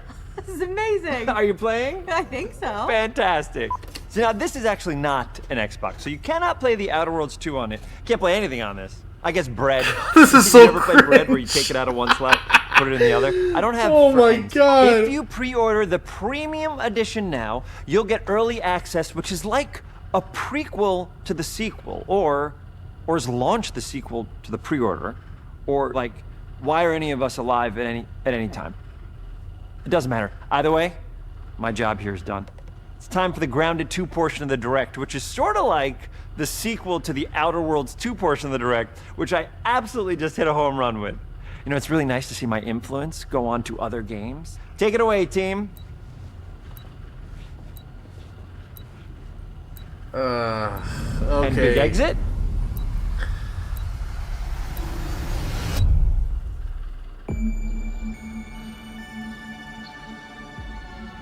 Also, so an actual Grounded 2 Direct?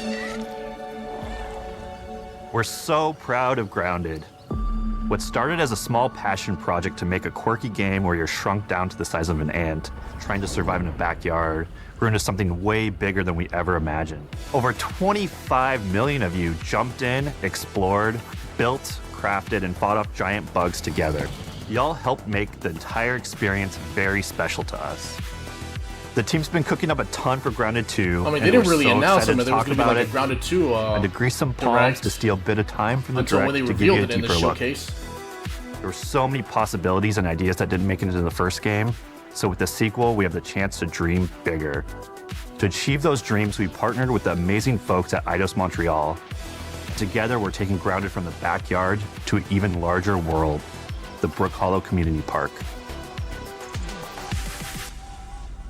When we started working on Grounded 2, we knew that we wanted to make a bigger world. Fortunately for us, Eidos Montreal became our main partner on developing Grounded 2. They have a lot of similarities to the sorts of things that are important to us at Obsidian. They tend to make very narratively strong games. They make games with really deep characters and great character progression. They make games with great gameplay. Everyone at Eidos Montreal is thrilled and honored to be working with Obsidian Entertainment. Our two studios share a lot of DNA. The same things that are important to Obsidian Entertainment are important to us. Choice and consequences, player communities, and doing justice to great IPs and great franchises. The fact that we're the first partners that they're working with to make a sequel to their franchise feels like we're an important part of their history. The events of Grounded 2 take place 2 years after the first game. The same 4 teenagers are returning. So there's Max, Hoops, Willow, and Pete. They're a couple years older, which means they've gone through a bit more high school, a bit more mature. It's 1992. The world's a little bit different, but we're still in that fun, nostalgic era of the early 1990s. In Grounded 2, we're moving the action out of the backyard and into the Brook Hollow Community Park. Not only is it bigger, it allows us to tell a lot more stories and expand the world of Grounded by exploring what the community of Brook Hollow has been up to and what they've been through. The park overall is about 3 times the size of the backyard, and our initial starting area is actually the same size as the entire backyard from the first Grounded. The reason we wanted to move into a park wasn't just to create a bigger world, but was to give us the opportunity to explore the community of Brook Hollow and what secrets have they been hiding. What we love and what we're excited about in terms of the park is the opportunity to create environments and landmarks that are mundane at normal size, but are colossal wonders when you're the size of an ant. Everything from a giant trash can to a community picnic table or a snack bar. All of these areas come to life in a brand new way. So it's okay. So it's bigger than a home the backyard. Park was evacuated really quickly. This is going to be taking place at a before our park. teens were shrunk, and that means that the park has been sort of turned upside down and is in a topsy-turvy state. And that leads to really fun environmental storytelling, but it also leads into the creation of amazing biomes for our characters to explore. One of my favorite examples of this is the ice cream cart. In all of the commotion, the ice cream vendor's cart has been knocked over and its contents have spilled out into the ground. And what this means for our young adventurers is that they'll be able to explore this frozen cave of interesting challenges and colorful Lovecraftian horror. Damn. We have one anthill that's actually somebody decided to bury a bunch of toxic stuff in the park. And so there's all these toxic chemicals underground. The environment looks very cool and very spooky with all of these sort of chemical pools. And of course, nothing can live down there except for one type of insect, the cockroach. Oh. We are oftentimes reinventing environments, and in future updates, you're gonna see a ton of new stuff. You do a lot of fighting against insects of all shapes and sizes. We didn't just want it to look better, we also knew we wanted to add a new layer of strategy. The changes that we've made aren't limited to tuning animations or adjusting attack or defense numbers or making characters or insects move faster or slower. But we did all that too, but there's also an entire sort of rock, paper, scissors strategy involving light attacks, heavy attacks, and blocking. We've also added dashing as a new way to both get out of danger quickly or jump in for a quick attack. And almost all the insects in the game will have these abilities now too. Sort of like a chess match, but one that's super frenetic, looks super cool, and is ultimately just a ton of fun. We're leaning into clear play styles for tanky warriors, low defense, high damage rogues, effect-wielding mages, and ranged hunters. Oh my god. In the first Grounded, we have mutations, and there were weapons and armors that favored different playstyles. In Grounded 2, not only will there be passive mutations, but there will also be active mutations.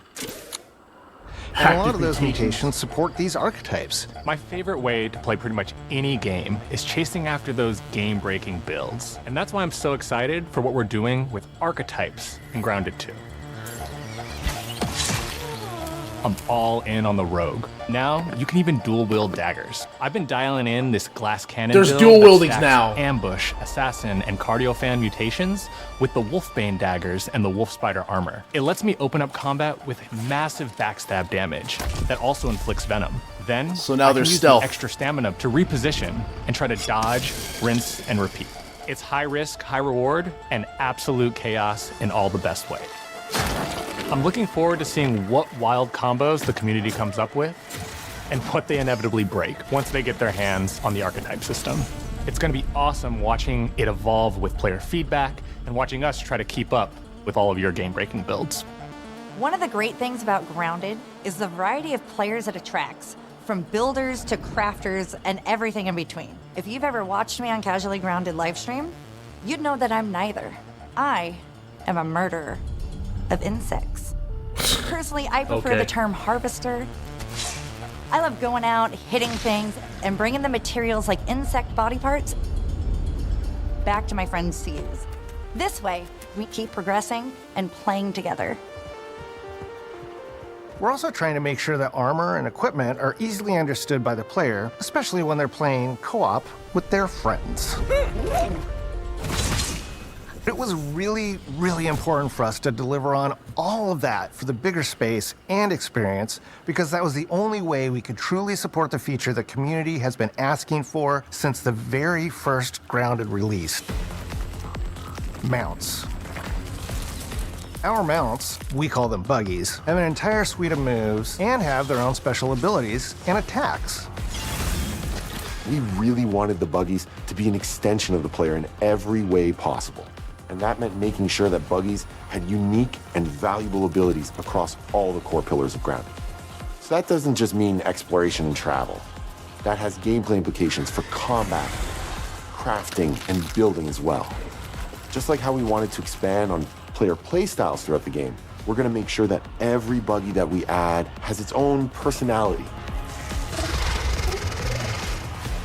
The Red Ant soldier can enlist up to 2 Red Ant workers to follow you around and help you out. If you get into combat and you don't want to fight while you're saddled on your buggy, you can jump off and they'll fight right alongside you and provide support. The Orb Weaver buggies are a little less useful when it comes to general utility, like building a base or harvesting, but they're awesome when it comes to combat. Sure, their defenses aren't super strong, but they're heavy hitters. They're also super fast and they have some great special abilities, like a scream that allows them to stun lesser powered insects, and the ability to shoot webs and entangle other creatures. So the Orb Weavers won't be your base building buggy. You should use the Red Ant Soldier for that. But they're super fun for exploration and combat. Red Ant Soldiers and Orb Weaver Spiders will be available at game preview launch. There will be others in the future, but those are the 2 we're starting with. The connection that our Grounded community has with us is something we want to keep forging with the sequel as we make an even bigger game than the original. Pretty much from day one, we knew we wanted to return to game preview for Grounded 2. Sure, it comes with some trade-offs, like the game's not done and it's out to the world. What the hell But there's is that? so much value in building it alongside the community. Buggies change how you traverse and navigate the park. What we're doing with Grounded 2 is we're actually keeping zip lines held back so we can see how players engage with buggies, and then we can tweak zip lines to bring them back over time to really complement that buggy experience and make exploring the park far more fun. That kind of feedback loop helped shape the original Grounded, and we wanted to shape the design for Brook Hollow Park, archetypes, buggies, all of it. We also learned a lot from that first time around. One thing that stood out immediately, players blaze through our content, especially the story. That makes sense. Story, characters, world building, that's kind of Obsidian's thing. It's the flavor we bring to the survival genre. So this time, we're starting with a much bigger baseline.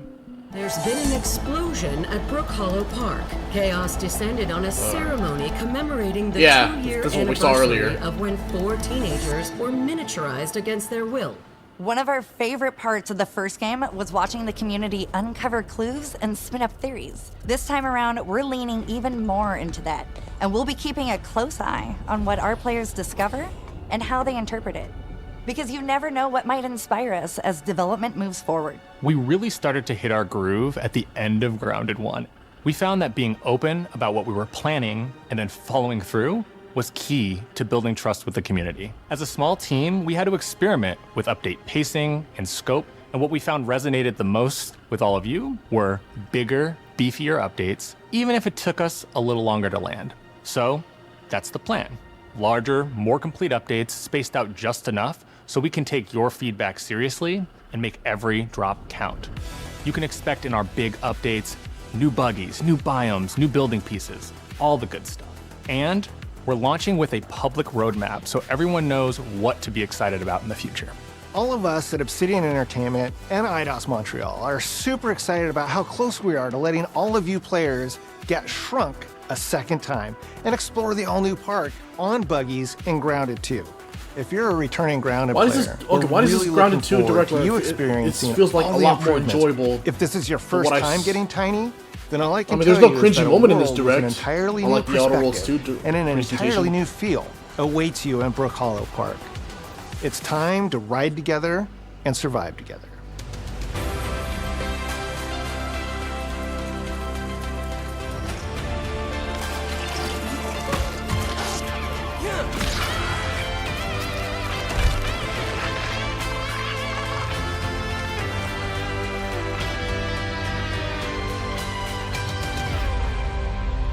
Okay.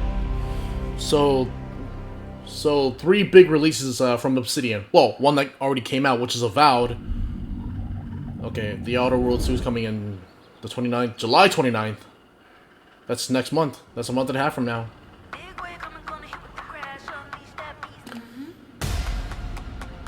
Yeah, The Outer Worlds 2. I am interested in The Outer Worlds 2. Fucking Black Ops 7. This is where it starts. We can change the world as we know it. I'm gonna mute this. Okay, overall, this showcase, it was basically like a 50-50, and like 50% of this show was from Xbox, and the other 50% was from Obsidian. Okay, it does sound like that I'm disappointed, but I am a little disappointed that we didn't get an update of Gears of War E-Day, because that's actually one of my most anticipated games coming from Xbox, but they didn't show it here at the showcase, which is the part that really disappointed me. As for the others, I mean, they did show like plenty of surprising games that I'm actually looking forward to, like the Future thing, and Outer Worlds 2, and Grounded. Well. And the other surprise is, well, it's not really much big of a surprise is the fact that Final Fantasy VII remakes and Final Fantasy 16 is coming to Xbox. I mean, even though we're currently living in days now where the console war is pointless now. It's over. I mean, PlayStation's about to get some of the Xbox exclusive, and Xbox is about to get some of the PlayStation exclusives. So yeah, overall, was this really a good show? It's good, but it wasn't as good as last year when they really went hard on the show last year. It was still, it's still good, but it showed like plenty of interesting stuff that I'm really interested in. So I'm just very disappointed that we didn't get more updates on Gears of War E-Day, because it has been over a year since they first announced Gears of War E-Day. So yeah. I'm sure a lot of people are kind of disappointed in this showcase, but me, not extremely. I enjoy the show. I'm pretty sure other people actually enjoy the show. That's just my opinion. So, alright. It's actually been 2 hours now, so... Alright, then, I hope everyone enjoyed the show. I sure as hell did enjoy the show. I think it was good, but it wasn't good as last year's showcase. But so yeah, I guess that's it for this week's show live stream shows. Thank you all so much for watching, and as always, I will see you next time from the Big Boy. Later.